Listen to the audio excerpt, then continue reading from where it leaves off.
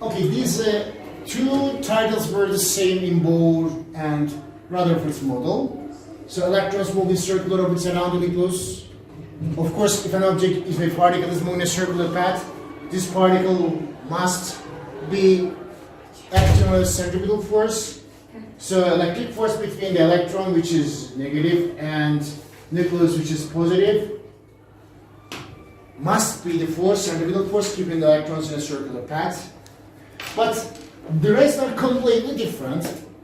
So the others belongs to the Bohr model only. What was that one? First, these electrons are revolving on some orbits, not everywhere, which are called allowed orbits.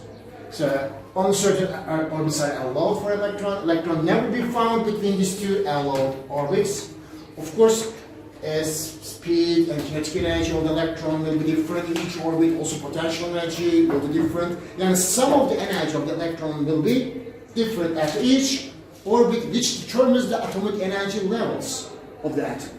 First orbit's energy level E1, second orbit's electron's energy, total energy is E2, in the third orbit electron's total energy is E3, and so on. So E1, E2, E3 are called atomic energy levels of hydrogen atom.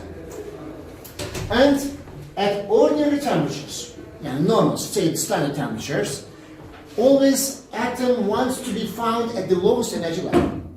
So lowest energy level happens when the electron is the lowest, the closest orbit. This lowest energy level is called ground state. Ground state, E1. And when the electron has its lowest energy, which is the ground state, it is at the closest orbit. Radius of this closest orbit is called Bohr radius, represented by capital RB. Closest orbit. So this is Bohr radius. And atom does not radiate energy when its electron is at the ground state. Not only ground state. For example, if electron is revolving, is n is equal to 1, or n is equal to 2, or n is equal to 3. And when they are at stable orbits, they don't radiate energy. Now, how will they radiate energy? If they jump from one energy level to the next one, from upper to lower energy levels, electron can radiate energy. But first you should take electrons to upper energy levels. So how can we do that? How can we take the electron of this atom to higher energy levels? There are three methods. So teacher, no matter if they go up or come down, they will radiate, right? Yes, when they're coming down, they will radiate energy. But you should first make them jumping up. There are three methods to take an electron of an atom to higher energy levels. One of them is using electric current. Using electric current. Second one is using another light, we will discuss later. Third one is, we are going to discuss in chapter 9, heating a substance. This is heating a gas. First one is using electric current. So when electric current passes through the gas of an element, of course, electrons of the electric current will collide with the atoms of the gas. Because of this collision, atoms will gain energy. When the electric current passes through the gas of the atom, electrons of the electric current collide with the atoms of the gas. So gas atoms gain energy from this, of course, electrons of the electric current. Then this atom will use this gain energy for rising its electron from ground state to higher energy levels. Ground to second, ground to third, ground to fourth, ground to fifth, depending on how much energy gained by the atom. So this energy is used for taking electron of the atom to higher energy levels. These higher energy levels are called excited states. Lowest energy level, which is E is equal to E1, is ground state. This is E1, and it is the ground state. But E2, E3, E4, these energy levels are called excited states, because they naturally not found that. How can you make an electron found its energy level? You should give some energy, excited. This is called under atomic excitation. So you should take them to these E2, E3, E4, E5, E6, all are called excited states. Yeah, we are basically ground state, and all the rest are excited states for electron of the hydrogen. Of course, when electrons are excited to higher energy levels, they will not stay there. They will turn back quickly, spontaneously. So, atom will emit photon as its electron transits from upper energy levels to lower energy level, which is called spontaneous emission. This is what atom does itself. Yani, atom needs you for taking energy. So you are saying electric current, but after atom gains energy and taking its electrons to higher energy level, it doesn't need you. It takes electrons directly down again back to the ground state or lower energy levels. So that's why it's called spontaneous emission. Yani emission of this photon by the atom when the electron jumps from higher energy level to lower is called spontaneous emission. Spontaneous, its own. You don't do anything about this.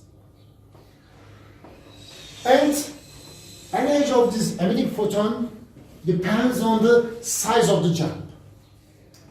From which level to which level you are jumping? Is it same? I mean, the falling down from the first floor to the ground and the second to the ground? No, that's same, huh? So one of them is most probably will be damaged more. Similarly, yeah, jump.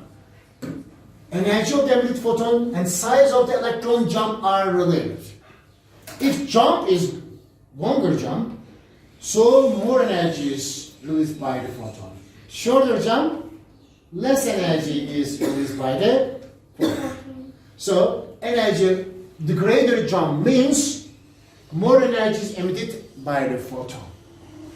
As the jump becomes greater and greater, photon emits with energy, with greater energy. Of course, greater energy corresponds to a higher frequency. Because frequency and energy are directly proportional. A photon is emitted with a greater frequency. For example, this is the atomic energy levels of hydrogen atom. Then you are seeing the jumps between the different energy levels. First jump is from 6 to 2. Second jump is from 5 to 2. Third jump is from 4 to 2. Fourth one is from 3 to 2. Which jump is greater, longer? 6 to 2. So, which photon is more powerful? 6 to 2, yes. 6 to 2 has a greater energy. Which one has smallest energy? Of course, 3 to 2. And as you see, it's red. Red color, smallest energy compared to the rest. This is close to the violet. So its energy is greater. So as jump increases, energy of the photon increases, though frequency also increases. But wavelength decreases. Yes.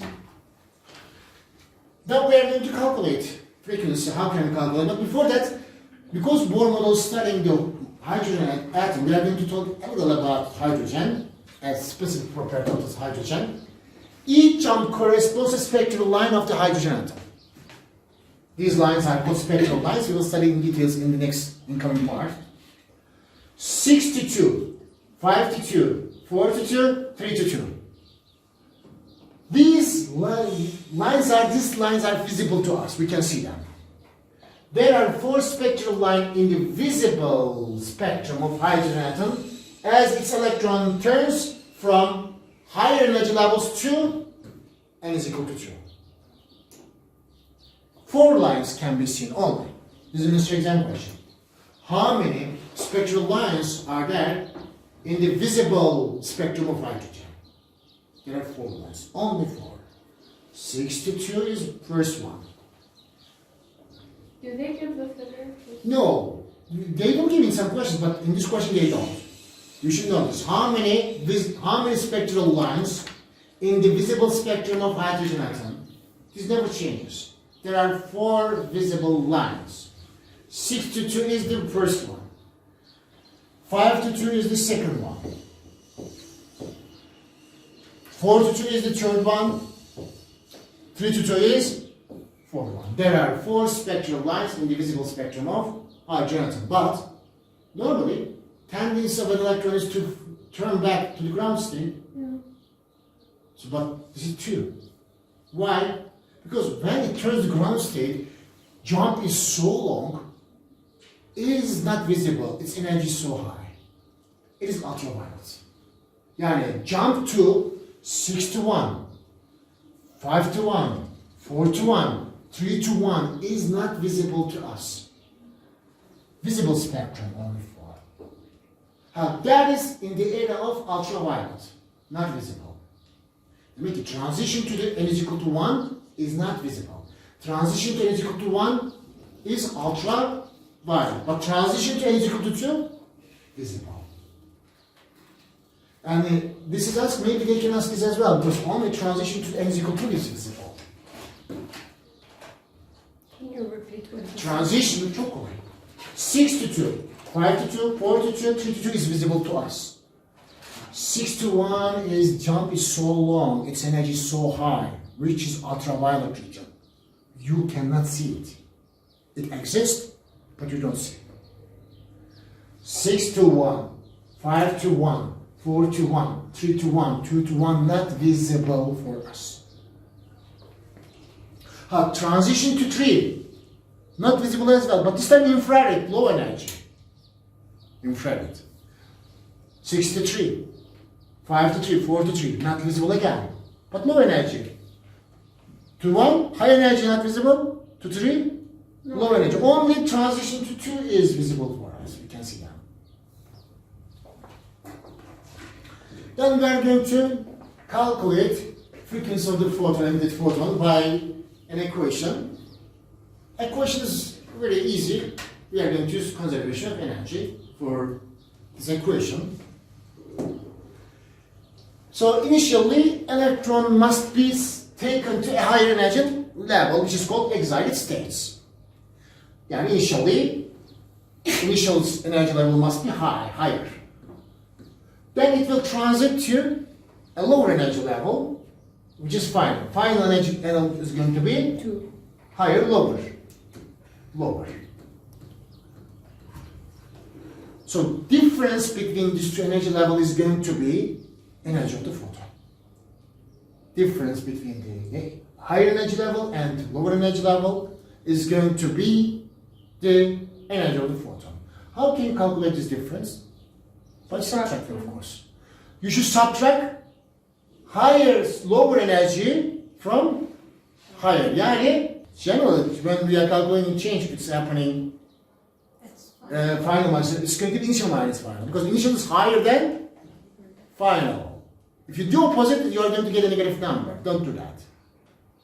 So, energy of the photon is going to be this time E initial minus E final. Yani higher energy minus lower energy. Difference between these two is going to be energy of the photon. What is the equation for calculating energy of photon? H times M. So, easily you can calculate frequency of the emitted photon by this equation. Can we? Let's do that. Sample problem.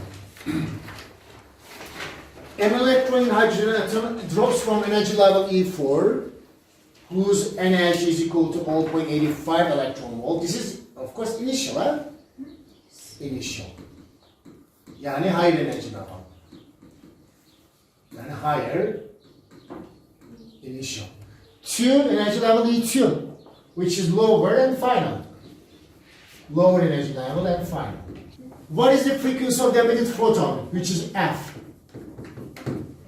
And which line is this in the emission spectrum of the hydrogen? In fact, we know it's from 4 to 2. 4 to 2, which line is it? Blue. So 6 to 2 is the first one. It is the first one, correct?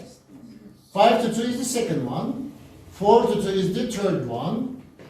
3 to 2 is the fourth one. So 4 to 2 is the third line in emission spectrum of hydrogen. Third line.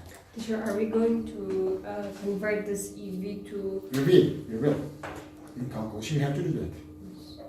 So now, calculate frequency.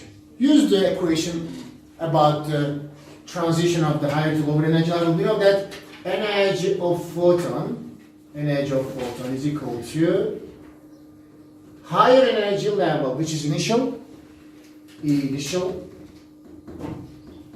divided minus lower energy level, which is E final.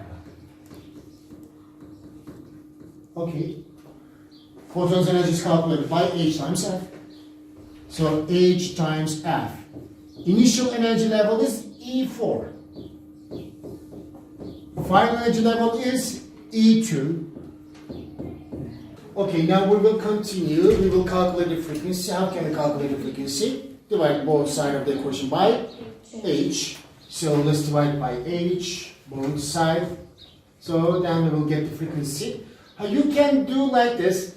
You can calculate E4 minus E2 in electron volts. Then you can multiply it by 1.6 times 10 to the power negative 19 or 1 by 1. But I think the second one is much easier. First calculate the difference in electron volt. If 4 minus E2. After that multiply by 1.6 times 10 to the power negative 19. But be careful about the negatives because this negative belongs to the equation. But those negatives belongs to the energy levels. So you should be careful here. So F is equal to E4. How much is E4? Negative 0.85. I shouldn't forget to put in here negative. Then negative of the equation minus E2. E2 is how much? Negative 2.4. Once again. Negative 3.4. 3.4. And take into bracket because there is a subtraction and addition. You should always take into bracket. Multiply by, now this is electron volt, in difference in electron volt. To convert it to joule, I have to multiply this by 1.6 times 10 to the power of negative 19 divided by H, which is 6.63 times 10 to the power of negative 34. So use the bracket for the denominator as well. You will get the frequency of the emitted photon, which is 6.15 times 10 to the power of 14 hertz is the frequency of this emitted photon. Okay, so this is the emission spectrum of hydrogen. But every different gas will have a different series of lines in the spectrum. Now we are going to talk about emission spectrum a little detailed. What is it? What is it used for? Because we know that, but until now we in fact studied the basics. To make a gas shining, glowing, you should first give energy to this gas. Then this gas will excite its electrons to higher energy levels. When these electrons are turning back to the lower energy level, they will emit light. And each light will have a different frequency, of course different wavelength, which is called atomic spectra, emission spectrum. As we said, the basic way for making a gas glowing is to pass electric current through it. This is a model for that. Inside this glass tube, it's evacuated, which means no air.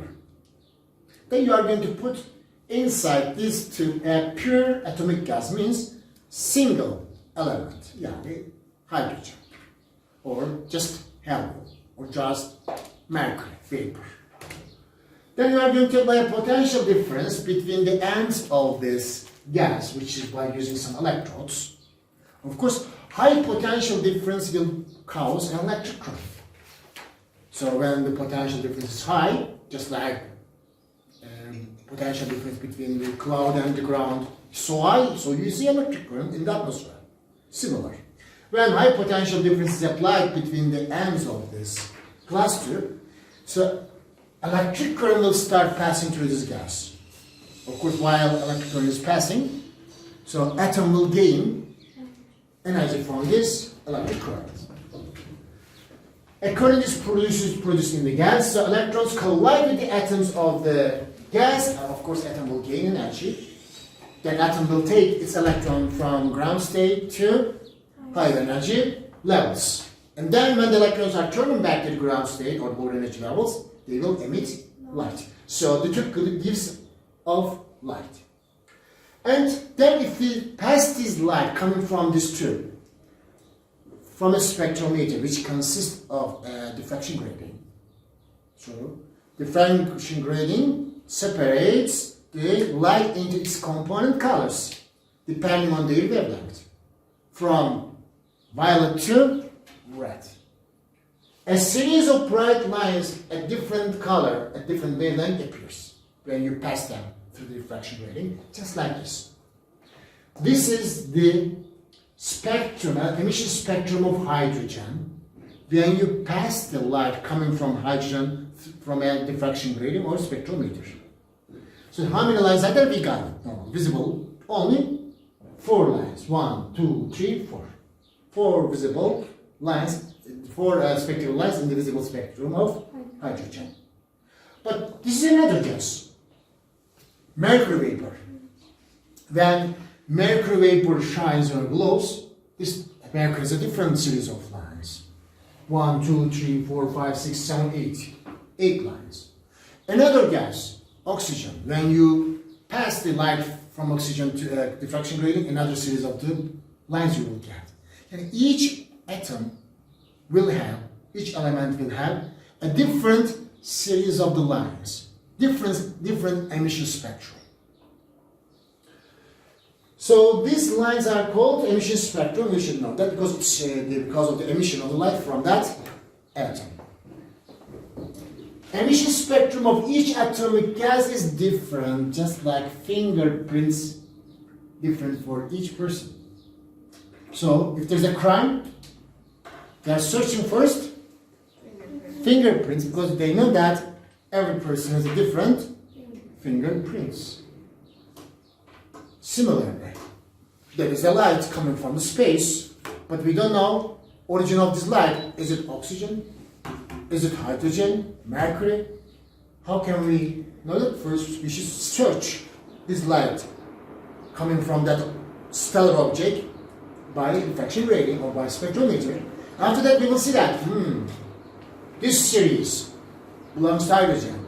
That series belongs to mercury. Another series belongs to another gas. Helium is first discovered in the study of the emission spectrum of the sun. Now, we didn't know that there's an element called helium on the Earth. When they studied the spectrum of the light coming from the sun, they observed that a spectrum is not visible to the atom what we know. Completely different. So then they named this element as helium. Atomic spectra, yani these spectral lines, are explained by Bohr's model. Because Bohr's model have atomic energy levels. These spectral lines formed when electron jump from higher energy level to lower energy level. But in Rutherford model, do we have energy levels? No. So Rutherford model failed explaining atomic spectra, but Bohr model can explain this.